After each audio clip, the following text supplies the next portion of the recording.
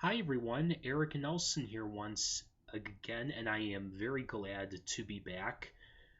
Before I get into the review, I just want to give you guys an update on why I was out for a while, and that was because it was simply the holidays. It was in November, I believe, where I did my last review. And although I had a few others lined up, I just told the authors that it was the holidays. I have a full time job outside of reading books and doing reviews. And not to mention, I also have a small part time job as well. So combining that with the holidays, it was just a little too stressful for me to be doing so many things. So I figured, okay, well, what's something that I could not eliminate, but I can just sort of like put to the side for right now, as the holidays and me working constantly.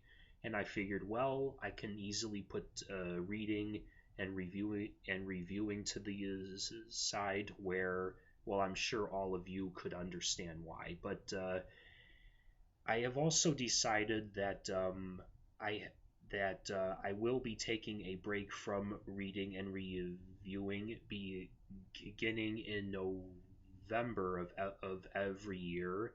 And I was planning on getting back to reading and reviewing last month. And even though I did get back to reading, the reading kind of took a setback only because a few people quit on from my small part-time job, and I had to work extra hours. So that's why I didn't get to reading and reviewing in January of this year. So so then I figured, well, I'll just work, and then once my work schedule is a little more clear, or if it goes back to normal, I will go back to doing reviews. So here we are, and as of so me returning, and I'm very excited actually about returning because I haven't done this in a little while, and I realize that I really miss to to to, to doing it. For the main reason is because I myself am a self-published author, and to get any sort of publicity, even though my publicity work is, I'll admit, it won't make you into the Fortune 500, but at least it's something, and I really hope that all of you use it to your advantage. And even if you do not, I still want to use it to help you, and that's why I post the reviews on the Twitter and the Facebook as much as I possibly can. And the only way to do it on a more fair basis is to basically do the first come first serve policy, which is where I begin with who I reviewed first, and then go from there. So then let's get to the moment that you've all been waiting for. The first book that I will be reviewing for the year 2016 is S. Mcpherson's At Water's Edge. Now, this book is actually does follow, not 100%, but it does sort of take an old formula of the Wizard of Oz, where we all dream of living a different life that we hope will be a lot easier than the life that we are living right now. And once we get to that life, we actually realize that the old life that we were living in was actually a lot easier than the life that we hoped we would have, that actually turned a lot more difficult. And as I said, we've seen that formula repeated many times, and not just in literature but in film as well. But S. Mcpherson does a really good job at telling her version of it, because She brings her own original material. She includes romance, war, and she also brings a dark side to living in a land that seems magical and innocent. Well, at least to when we were first introduced to the new world, where it seems innocent. So the main protagonist is named Desiree Storm, and she's a 17-year-old girl who I wouldn't really say lives life, but she suffers from life, and that's at the hands of her alcoholic brother named Drake. Now, on rare occasions, her protector Nathaniel helps her out, but still, Desiree longs or yearns for that new life.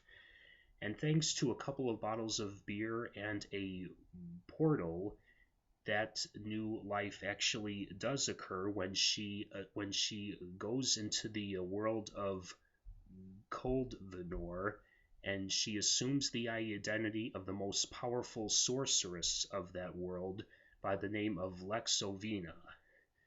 Now, and then it becomes a case of trading bases when the real Lexovina becomes Desiree, and she has to adapt to the real Desiree's world. But because she's more superior to them, it's a lot easier for her. Well, she doesn't really like it, but it's easier for her. Much easier compared to Desiree's struggle to try to adapt to the world of Cold Vidor, where she has to convince people that she is Lexovia, where she is a powerful sorceress with magic. Well, of course, as you would expect, that's not easy because she has no magic. But after a few bumps in the road, and after falling in love with a man who has the ability to teleport by the name of Milo, things actually begin to start to become easy for her for once in her life. But then as it but then once things really seem to be falling into place and everything might turn out to be okay, and she finally seems to be settled in, a war breaks out.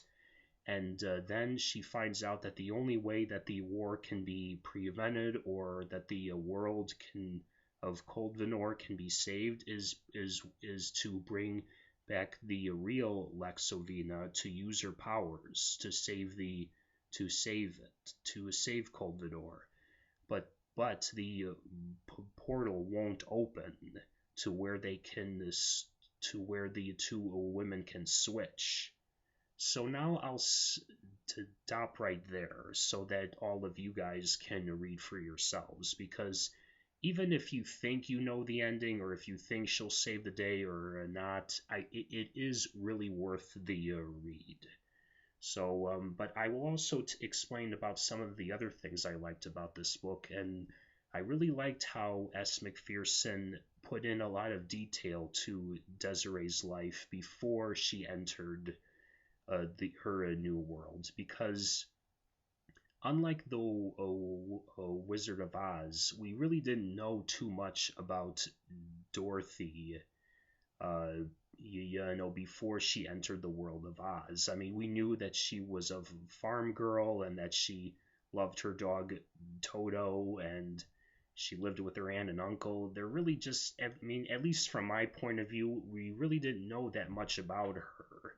Even probably, probably not even once she was in Oz, or even after that. I mean, I just wanted to know more about her life story and her background, and so and then and with that being said, it really seems like from my point of view, there's a lot of romance stories where we know more about the male lead and less about the female lead. Now that's not the case with every romance story, but at least from my experience, it is.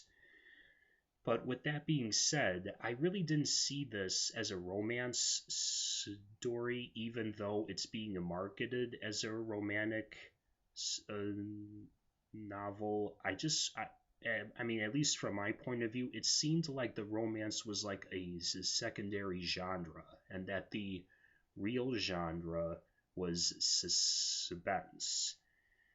So you can get this book anywhere, and I'm really glad to be